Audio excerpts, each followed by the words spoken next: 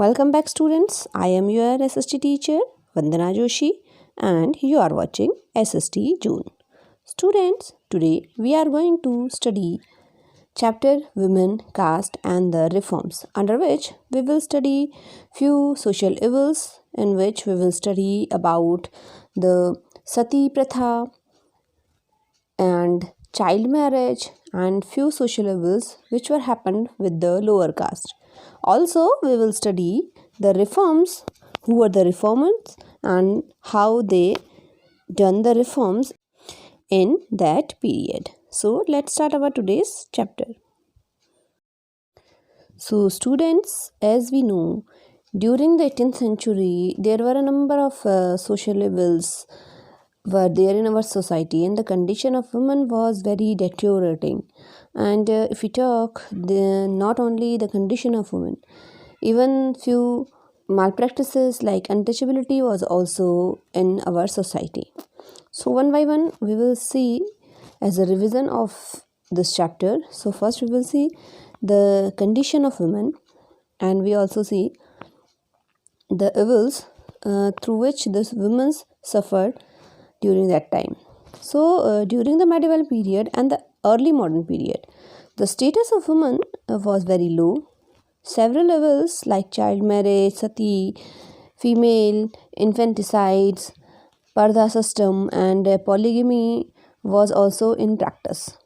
So if we talk about the 19th century, it was in very many ways also the age of women, as effort were made for the upliftment of the status of women.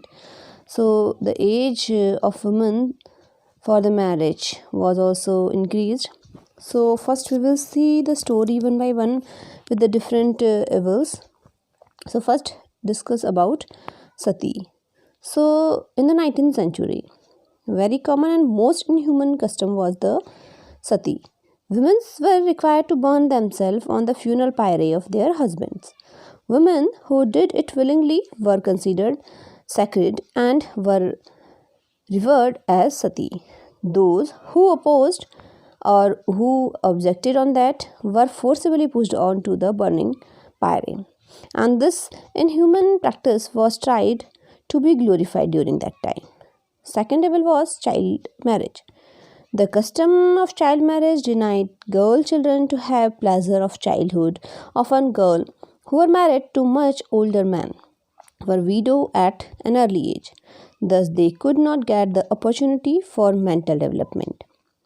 Secondly, they would become mothers at a very tender age, which was very harmful for their health and physical development as well as for the child.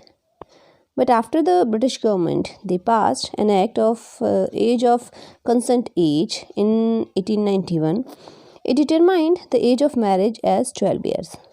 The Orthodox Indians and some Indian political leaders protested, as they considered this as a deliberate British attempt to interfere with Indian religious and social custom. But later, in 1929, another act, the Sharda Act or the Child Marriage Restraint Act was passed, under which the marriageable age of girl was 14, and for the boys it is of 18 years. Third evil was the widowhood. Early marriage, and that too with men of much older age, that resulted in their becoming widows at an early age. So widowhood was considered inauspicious. The widows had to wear white clothes, shave their heads, and give up eating certain kinds of foods. They were not permitted to attend religious ceremonies, as their presence was considered as a bad omen.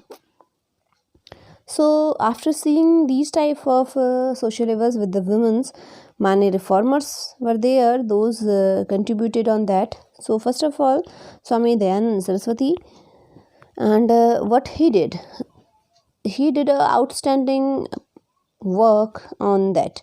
First of all, he founded Arya Samaja in 1875 for the upliftment of Hindu society.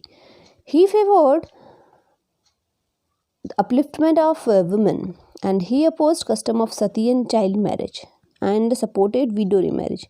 He established Kanya Gurukuls for educating women and a large number of Dayanand Anglo-Vedic, which is nowadays known as the DAV schools, and college were opened which imparted education on modern lines.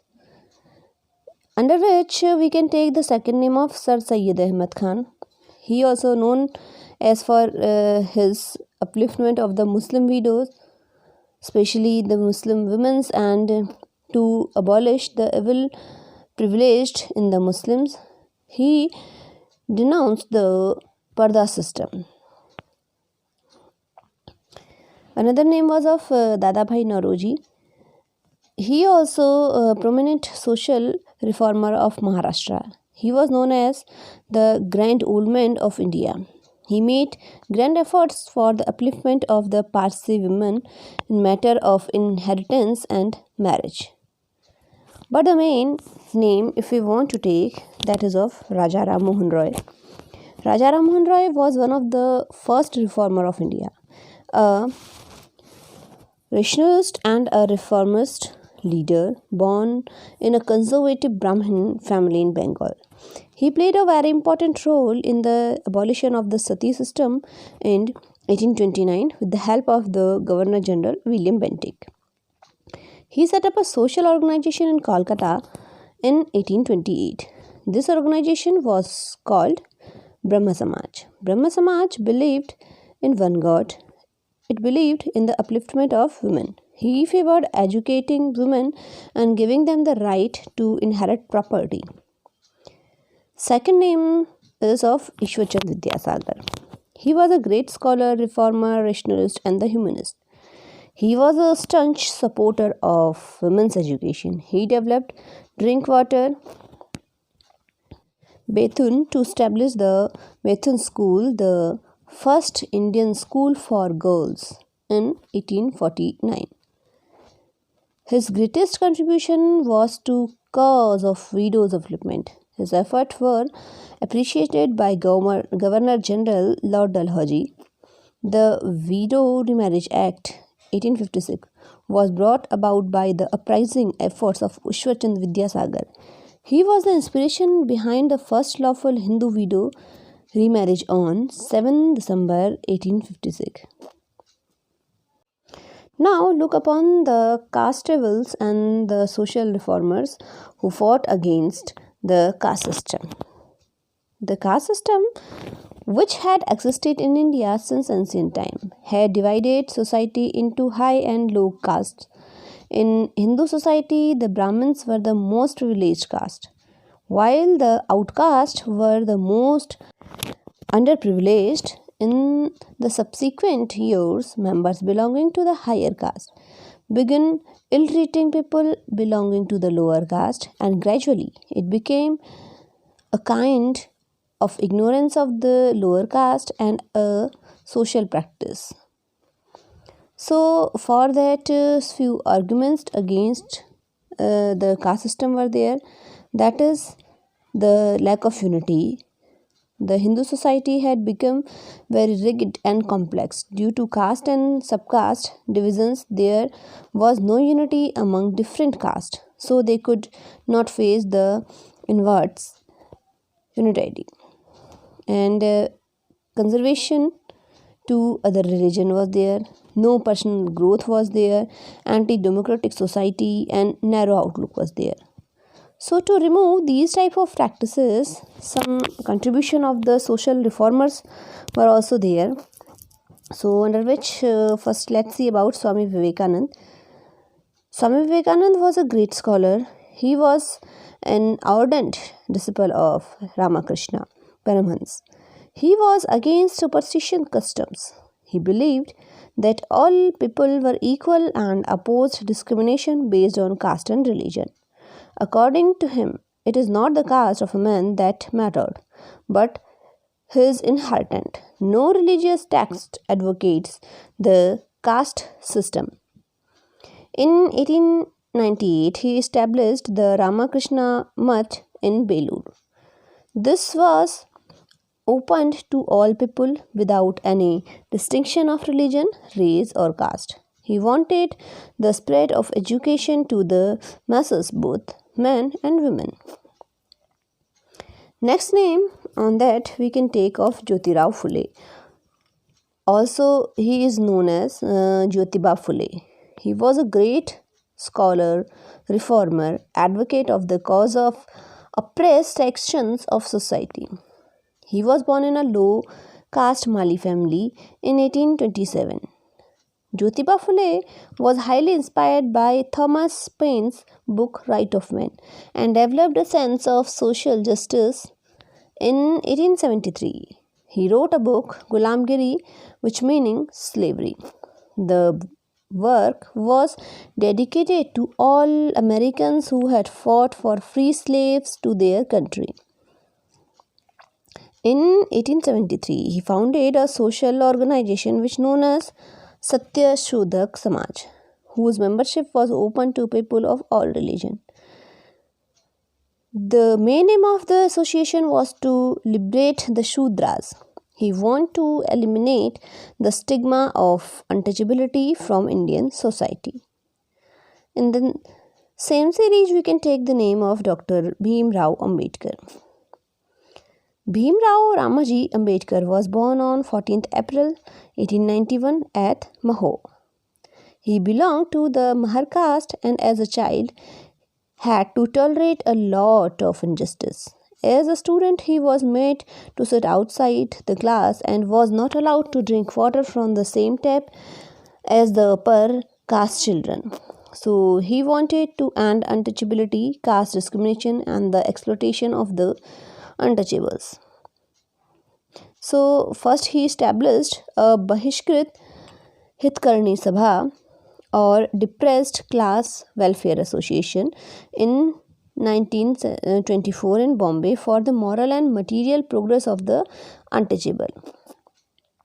Later, he started the temple entry movement, and after that the Samaj Samta Sangh also he established. And Dr. B.R. Ambedkar, also known as for our constitution, and in that constitution also he made some points for the marginalized and the minorities for their upliftment. The next name we can take Periyar E.V. Ramaswamy, who was born in Madras in 1879. He also did a lots of work to the upliftment of the women's as well as the untouchables. And Periyar wanted social reforms to occur first, even before political independence. He set up as organization Dravidkar Kajagam. He also fought for the reservation of posts in government jobs for the low caste people. The next name and the important name we can take of Mahatma Gandhi ji. He was much pained to see the unfair division created by the caste system and untouchability in particular. He desired abolish of all type of inequalities based upon birth, caste, creed, wealth, etc.